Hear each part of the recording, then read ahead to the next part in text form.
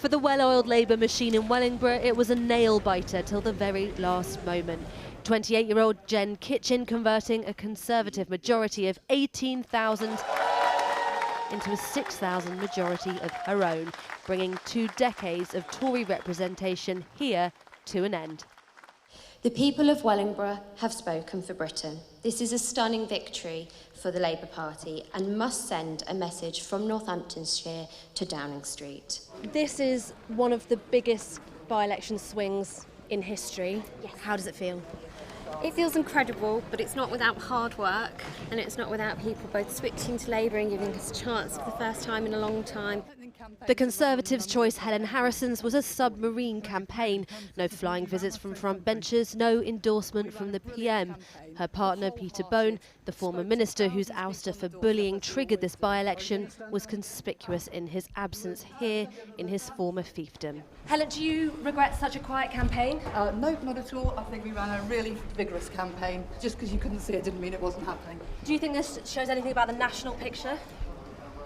I think that reform is obviously a bit of a threat to us Conservatives. Do you think you lost because of reform? I think there's probably lots of different issues as to why I lost today. Thank you very much, everybody. Reform. The Brexit Party, reheated, crossed the 10% threshold for the first time.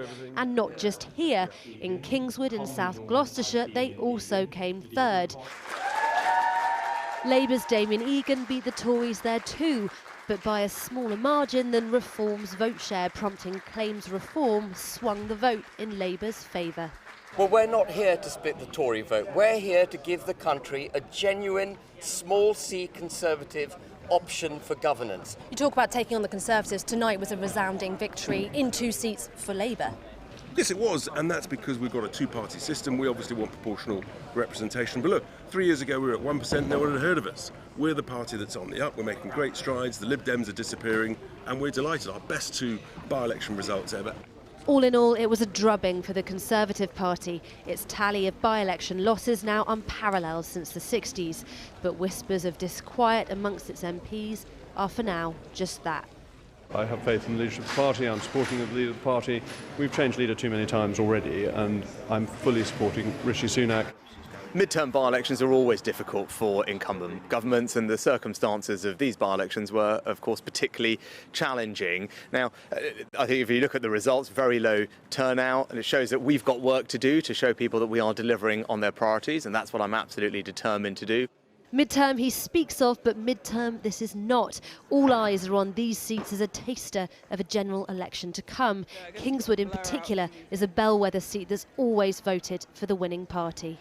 This looks like people's dissatisfaction with the Conservatives manifesting itself rather than the pull of Labour. We're seeing low turnout, we're seeing relatively high support for the Reform Party. So yes, I think this is much more about dissatisfaction with the current government, and Labour's still got more to do to try and take its message to voters. These 2 by-elections came at the end of a tricky week for both leaders. News of a technical recession plaguing Sunak, with 2 Labour suspensions for Starmer. There's a long way to go, and as every football fan knows, you don't win the league by a good result in February. So we've got to fight, like we're 5 points behind in the polls, got to earn every vote as we go forward. For some in Wellingborough, the by-election was an exercise in foregone conclusions. It was kind of what I was expecting, I suppose. I said there was a lot more presence out there for Labour than there was for the Conservatives. So whilst I was disappointed, I wasn't surprised. I was kind of hoping that it would go that way, because I think a lot of people that I spoke to were like, yeah, had enough of the Conservatives, time for change. Thank you very much. Today's results reflect nationwide polling, with Labour firmly in the lead. They'll be hoping this electoral warm-up can be repeated in a general election. The Prime Minister, meanwhile, outflanked by Labour to the left, Reform agitating to the right, will have his eyes on his own MPs too this weekend. Well, earlier I spoke to Labour's Chris Bryant, the Shadow Minister for Creative Industries and Digital. And I began by asking him if he thought the lesson of this week was that voters have already made up their minds who they're going to vote for at the general election. No, I don't think it is. I've been working for the last few weeks in the Kingswood by-election, and we never took any votes there for granted, because this is a seat that we haven't won since 2005, and it's a changed boundary. And the turnout might have been low, but that can't have been helped by the fact that we were all absolutely sopping wet in the rain from 2 o'clock till 10 o'clock yesterday evening.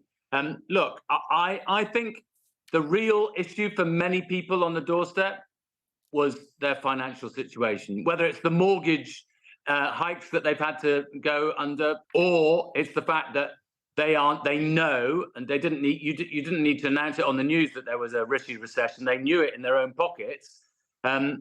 People know that they're poorer now than when Rishi Sunak arrived in Downing Street. So in one sense, you're right that lots of people may have made their minds up about the Conservatives, but we still have to fight for every single vote. But are you worried by that low turnout? I mean, you know, yes, people are clearly fed up with the Conservatives in those areas, but it also means there's not huge enthusiasm for people to come out and vote for you.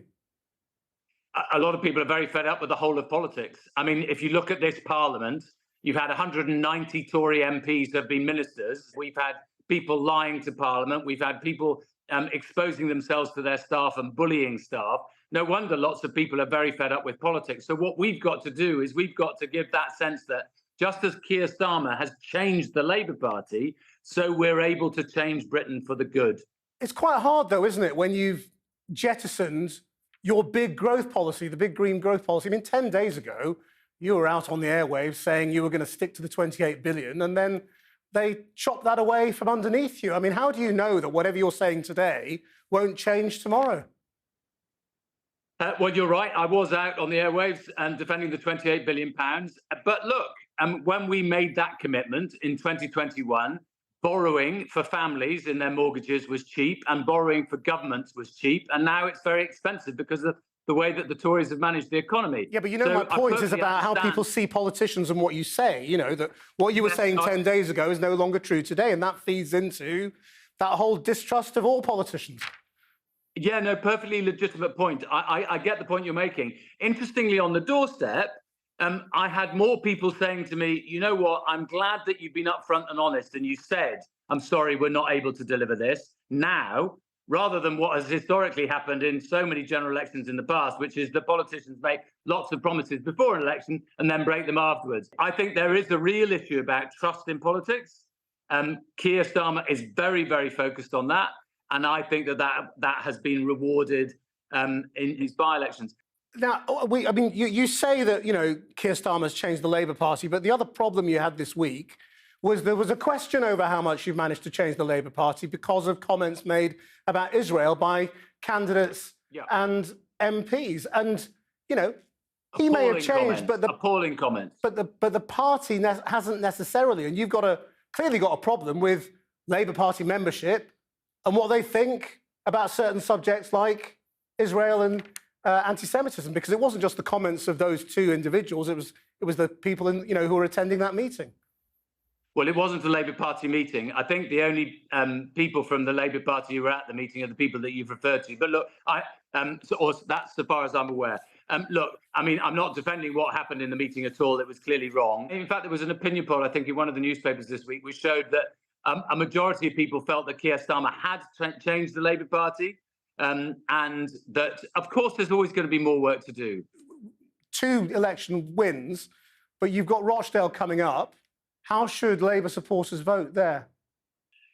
I wish I could tell you. I think we've done the right thing. It's very tough for a party to say, I'm sorry, we're going to throw a by-election. But Keir Starmer has absolutely done the right thing and said, we haven't got a candidate in this by-election. It's tough.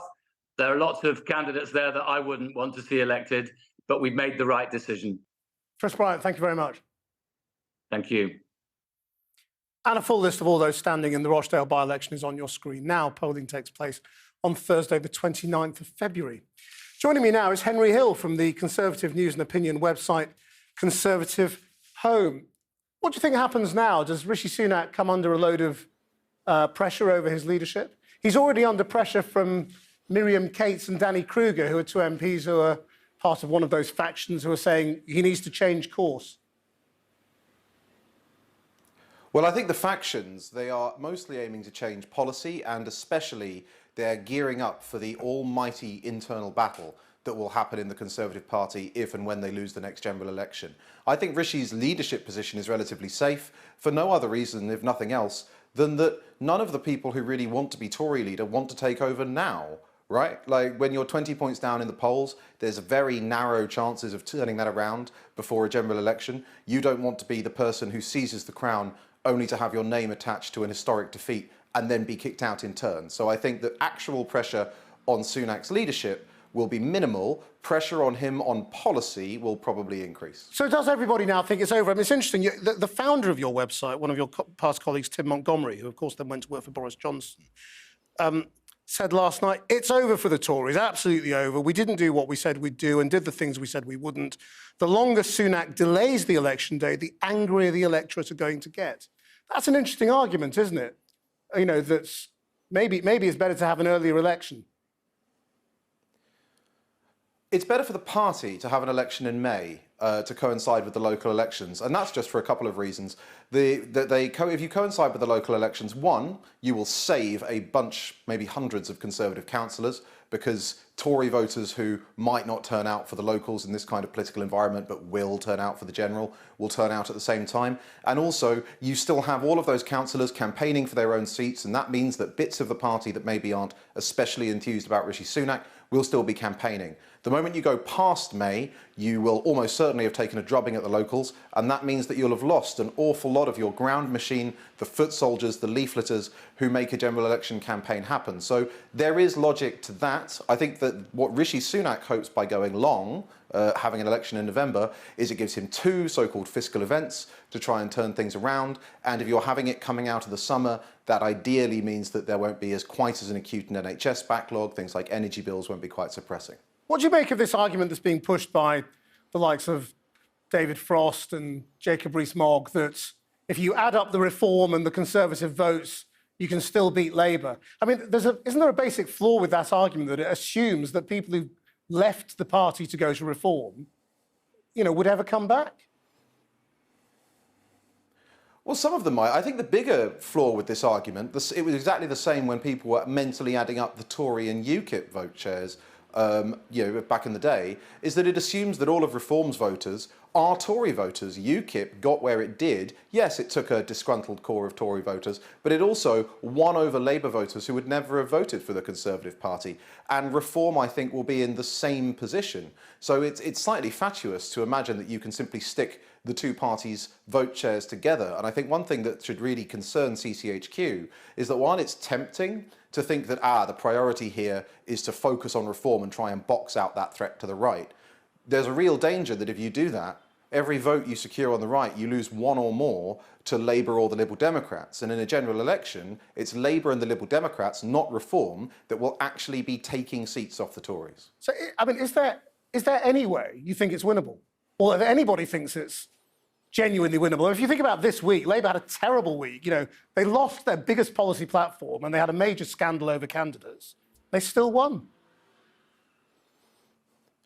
Well, it's famously said that oppositions don't win elections, governments lose them, right? That's a truism, I think. I mean, it's after the last few years, you never want to say it's impossible, right? I mean, I don't know, maybe Argentina will invade the Falklands again or something like that. But realistically, Conservatives are polling 20 points down with 6 months to go after being in office for 14 years.